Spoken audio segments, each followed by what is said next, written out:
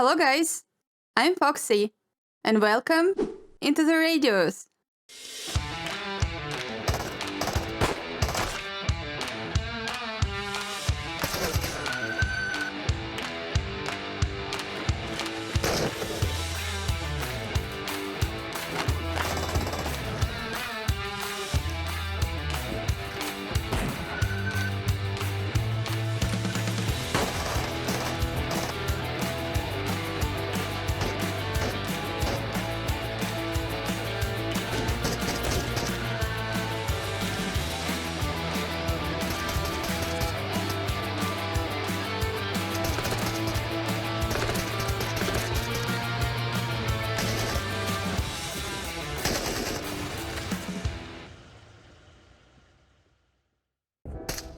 Into the Radios is a VR, single-player, open-world, survival shooter.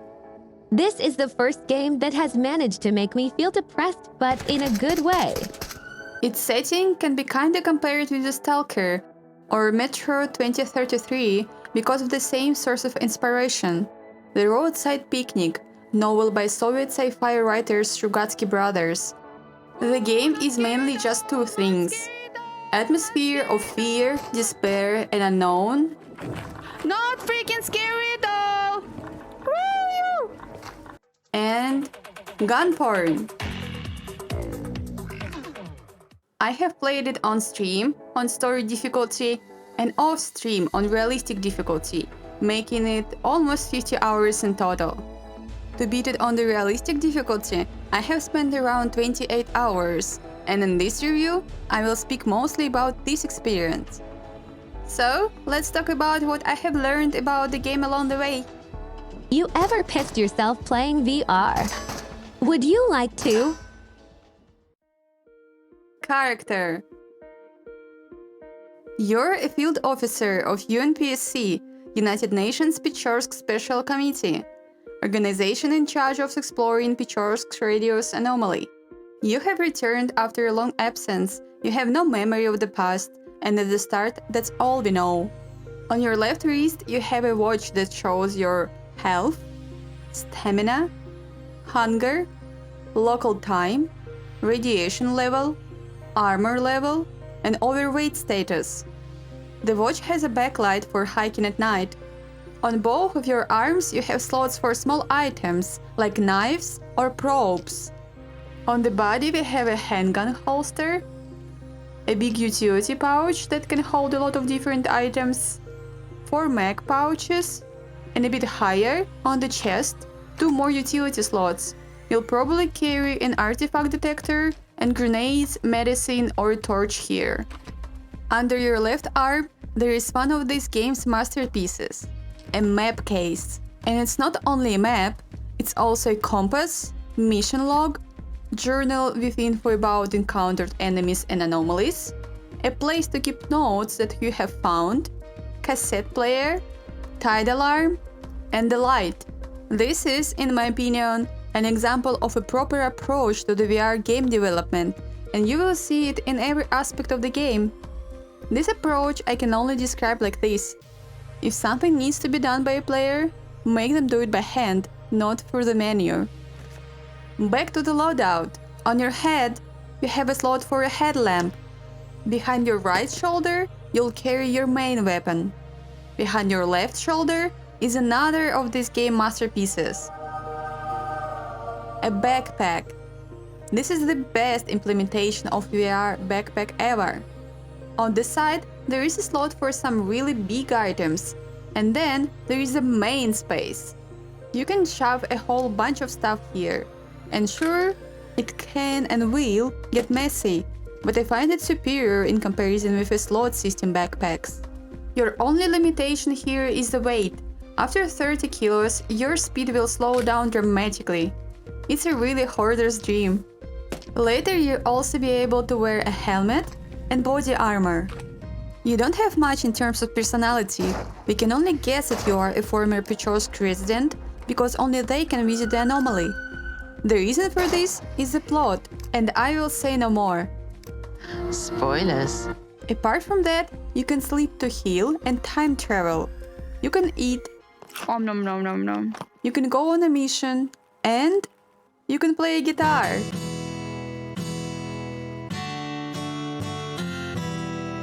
Maybe. Also, you can organize all this mess in your room. Things. This is just gonna be here for now. Great game. Time spent so far. 20% looting, 10% shooting, 5% screaming, 65% organizing all my gear into neat little piles on the shelving unit. 10 out of 10 would buy again. Weapons. Weapons are a very important part of the gameplay, because radios is not a friendly place, and more often than not, you will be fighting through it one way or another. Knives. Knives are very important. Without a knife, you will starve. Also, a knife can be thrown, and since you have some Jedi powers for picking up items from distance, it can be somewhat useful. And of course, this is your last chance weapon in dire times.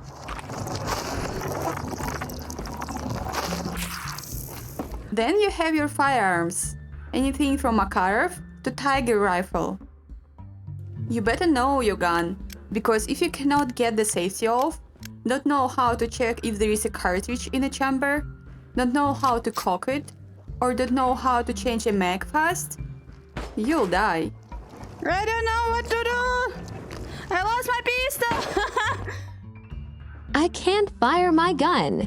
Take care of your weapons. Your guns and magazines need to be cleaned, with love. And if you don't take care of your weapon, it will not take care of you. Nope. Nope. For each weapon, there are a few types of ammo like full metal jacket, armor piercing, subsonic, or high pressure, all with different parameters and applications. And then there is tuning, different sights, scopes, suppressors, lights, laser pointers, and even a grenade launcher for your AK. Yeah, and there are two types of hand grenades, RGT5 and F1. I know that some people really enjoy VR games with authentic gun mechanics. In this respect, Into the Radios is surely somewhere at the very top. The gun mechanics make my crotch hard enough to penetrate armor. Guns and ammo can be bought at your base or found during your travels. Now, in more details about the gun cleaning, in order for you to feel it. Any weapon has an info sheet summoned by a long press of a respectable button. Here we have a status bar. If it's blue, all you need to do to make it full, a rammer and some paper. If the bar is yellow, to make it blue, you'll need a Note WD-40 and a toothbrush, and then the rammer and paper. If the bar is red, only special railway carriage repair will help, and it's for money. Mags also require cleaning. If the weapon and/or mags are in the bad condition, you will experience all kinds of jams, even on the AK. Nope. It's just kind of not realistic at all. I've been cleaning my boomsticks with a toothbrush for 3 hours now. Someone send help. I've had to play the rest of the game to afford WD-40 to polish the boomsticks, and also to get them dirty so I can clean them again. Verdict: 11 out of 10 gun cleaning simulator. Non-weapon items. You have a variety of items to help you survive the radios. The game itself puts them into these categories: survival equipment, food, recreational goods, science equipment, armor, and weapon cleaning. Survival equipment: flares to light big areas, usual flashlight, pocket lamp, and headlamp, and healing injection for immediate heal. Food: some candy bars, energy drinks, and canned food. Recreational goods: coin pick for your guitar, dart for a game of darts, a pack of cigarettes and a lighter for the lung cancer, and a guitar with a little handbook on how to use it. Here, I think, is the right time to mention a very useful in-game function: Control Help. When you open an info sheet, at the bottom there is a Control Help button, which will help you to understand how to properly use any equipment and what it is for. I'm addicted to virtual nicotine. Lung cancer out of 10. Science equipment: probes to navigate through anomalies, artifact detector to detect artifacts, and a camera that you will need on some of your missions. Armor: basic gas mask, helmet, and a bulletproof vest. The gas mask is needed for exploring the contaminated zones. The helmet and vest will help you survive some damage, because believe it or not, but some things really like to mimic firearms. Weapon cleaning: your basic toothbrush, paper, some Note WD-40, and rubber to maintain your weapons. And then there are artifacts that can be found in clusters of anomalies. Some artifacts are good for just selling, others can have useful properties. And then there is a crier.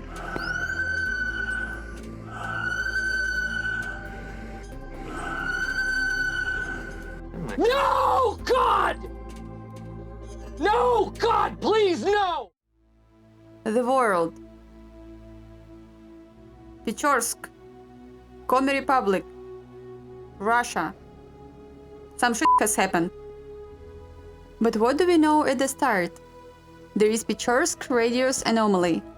The physics here is messed up. All around there are dangerous anomalies that can hurt you. It is inhabited by all kinds of unfriendly beings. And you are the guy with a job to go there. Fun stuff. Terrified me to the point where I did not move for 5 minutes. 10 out of 10 game, highly recommend.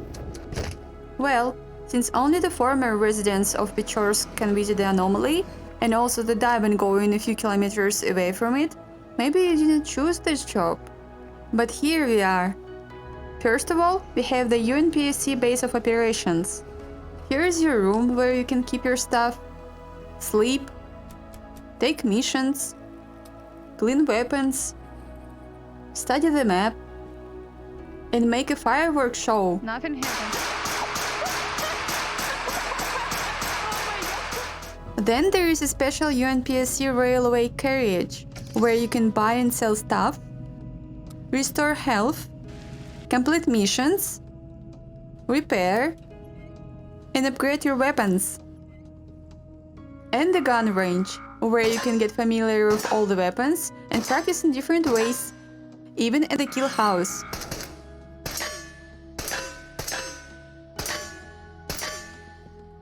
The outside world consists of 5 locations of different sizes, separated by fog. Only the first one is marked on the global map at the start, and the rest will appear when you enter them. Locations are connected by different pre-designated routes. If you enter the fog at any other place, you'll end up in a random place. There is a day and night cycle here, and every now and then you will encounter the tide, an event that resets all the locations, resurrecting enemies and placing the loot. If you are inside of the radius, the tide will transport you to a random location. Every location is generously seeded with dangerous anomalies, so you'll always have to watch your step. Some anomalies will just hurt you, others can push you, poison you, or shoot lasers as a reaction at your probes. The deeper into the radius you go, the stronger enemies you encounter. The landscape often pleases you with the surreal aftermath of the incident and authentic Soviet surroundings.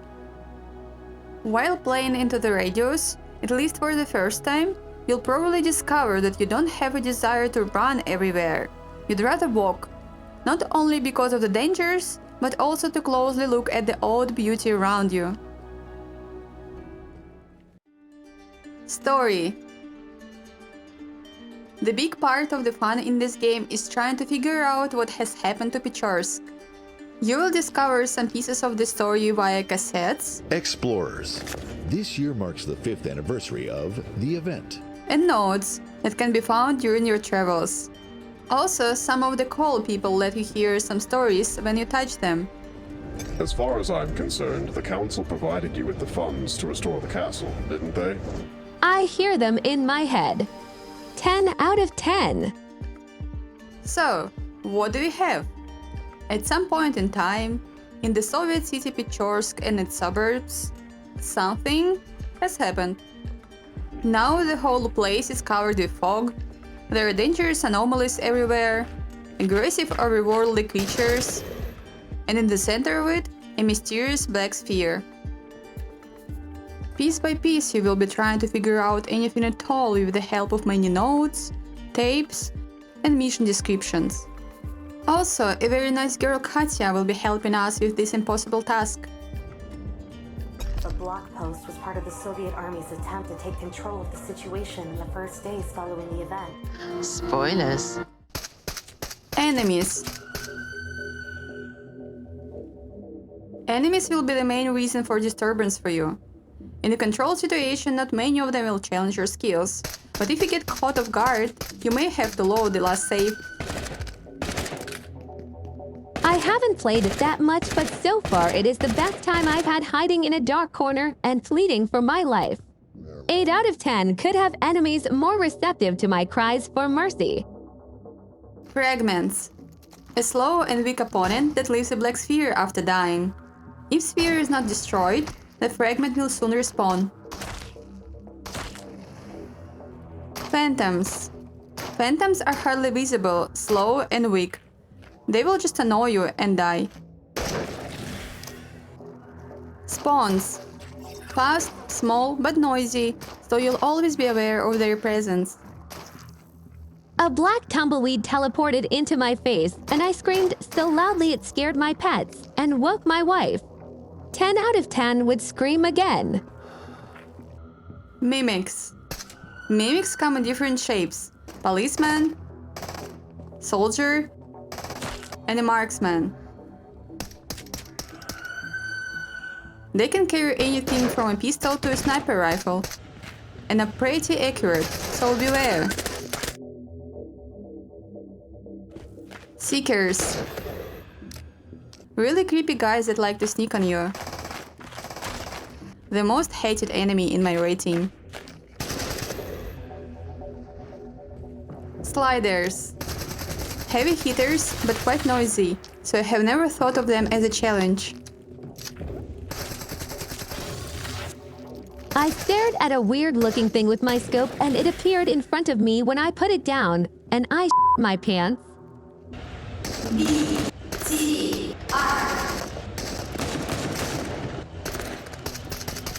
It was really dumb and never chased me, although the wiki states otherwise. Every humanoid, except for the Phantom, has an armored variant.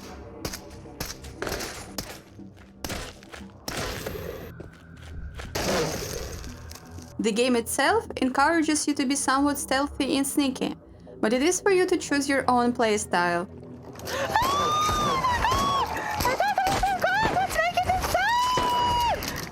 You'll need to get rid of grenades after all.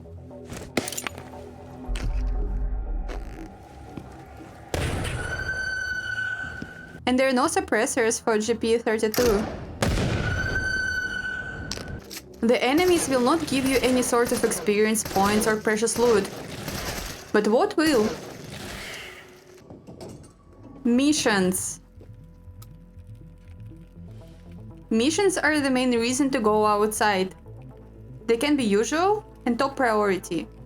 Usual missions are just a source of money and a way to unlock top priority missions. And top priority missions are the only way to gain security level. There are 5 security levels, and with each you'll get access to more and more powerful weapons and gear. Missions themselves can be very different. Killing enemies, fetching some documents, samples, artifacts.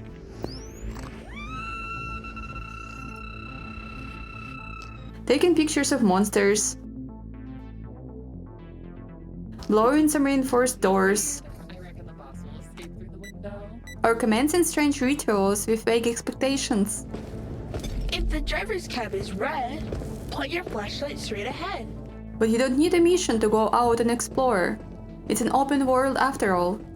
If you set a realistic difficulty, the map will not show you your own location, so some basic orienteering skills will come handy. Atmosphere. It's really hard to describe what the atmosphere is, what it consists of, and why it is working. But nonetheless, I'll try my best. The overall surroundings are pretty authentic, and you will especially appreciate it if you are familiar with the Soviet architecture and tech design. Everything looks like it was put there not by a game dev, but by an architect or an engineer. The supposed Soviet village looks like a Soviet village with all the living houses, utility buildings, and outside toilets.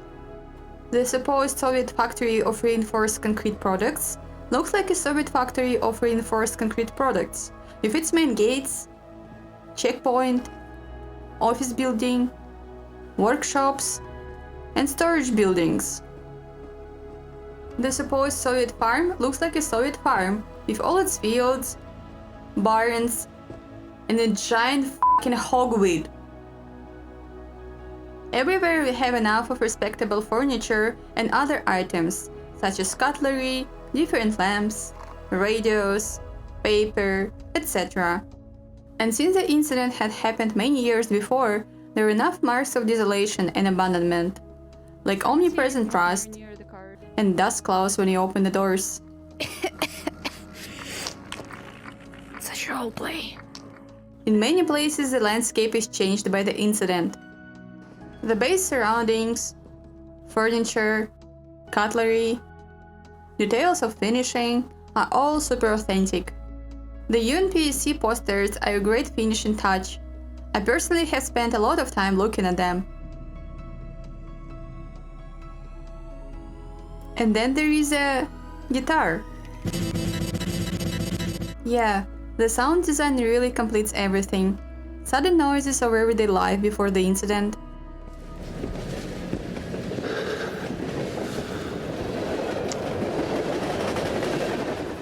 Creaks of rusty door hinges. Rotten floorboards. Enemy screams and steps. It's all dedicated to make you believe in this place.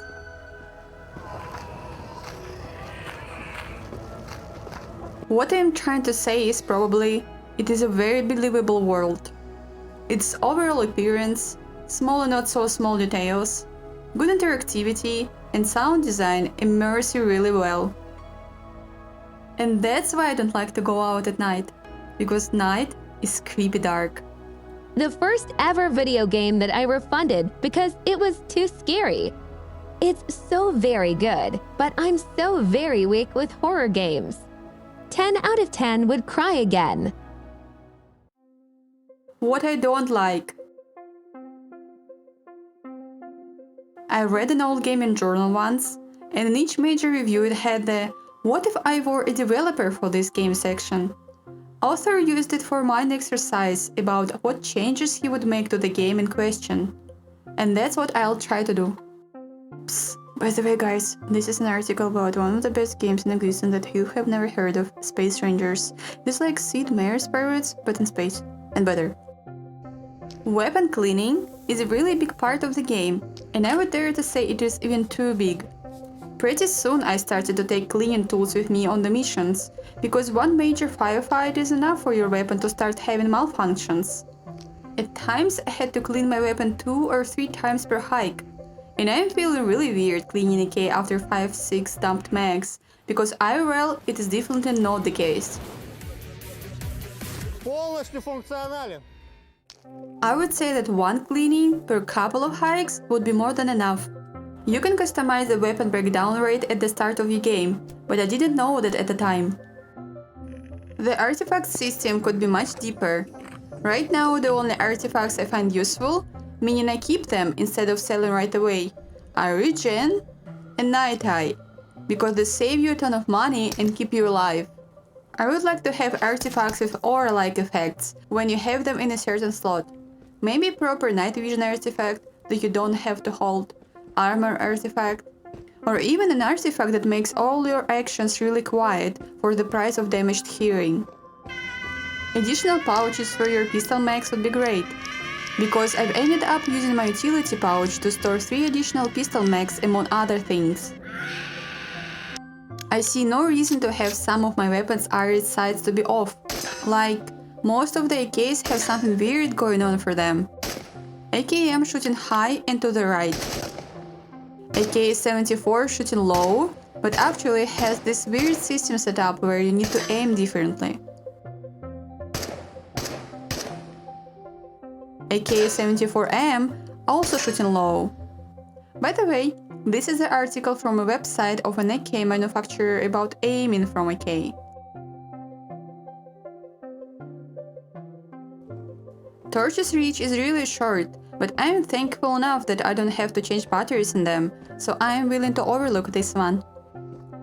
The fact that the helmet is seen by the player is cool in theory, but quite annoying in practice. In the headset, your field of view is limited enough for it to be abstracted with the head equipment. Technical state. During my 48 hours, I have encountered only 2 bugs, not very severe, but occurring. Sometimes, taking off my backpack, I couldn't put a mag in the chest pouch. To fix this, I've just put the backpack back on. Later in the game, on the base, I wasn't able to use a rammer to clean my weapon. Inside the radios, it worked just fine. I couldn't find a fix for it. Also once, I had 2 silver crates spawn at one place, which is just funny. Apart from it, the game ran just fine. Conclusion. In my opinion, Into the Radios is either the best, or at very least one of the best VR games available today. Nice looks, intuitive controls, immersive atmosphere, engaging combat, and the mystery at the center of it, all is dedicated to provide a vivid, memorable experience. It's Stalker VR, bro. Just get it already. But what about my clickbait title? Is Into the Radios really better than Half-Life ALYX? Better than ALYX. Well, yes and no. No, because ALYX is a very well-made, high-profile game by an experienced developer in an established setting. And you can see that much more man-hours were invested in there. It has better graphics, directing, physics, storytelling, and it is much more detailed and complex. It is a great story-driven game. But yes, because Into the Radios excels at immersion and gunplay. A fairly unknown developer casually releases the best VR game like it's nothing. This game has the best VR gunplay I've played, with an engaging story and a Russian waifu to guide you. The idea of the Tide really keeps missions feeling fresh, but also lets you play at your own pace if you're struggling. 10 out of 10, best reason to have a VR headset. That's all I wanted to show you today. If the video was fun or helpful, please press like and subscribe. You can find more VR-related stuff on my channel. Anything to add or ask? Welcome to the comments. Thank you for watching. Bye!